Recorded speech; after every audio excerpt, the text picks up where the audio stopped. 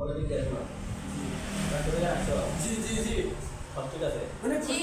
তোমরা আত্মারে কষ্ট দেয় আর যারা কোনো মানে নাই এগুলো যাবই না ঠিক তে মাস্টার তে মাস্টার না না আসলে বলতাম না যে বেলান পারি না কাহা দিস বলতাছি বলেন শুনে বুঝছি গো একটা মহিলা ছিল হ্যাঁ অনেক দর্শকদের মালিক সে কেন করতেছে যে যারা তো না আমি হজ করবো আমি পায়ে হেঁটে হজ করবো পায়ে হেঁটে রাসুল বলছেন যে তোমার তোমার দর্শক কেমন আছে মহিলা বলছে আমার অনেক দর্শক আছে কিন্তু আমার ইচ্ছা আমি পায়ে হেঁটে হজ করবো সুবহানাল্লাহ বুঝতে আমার এবার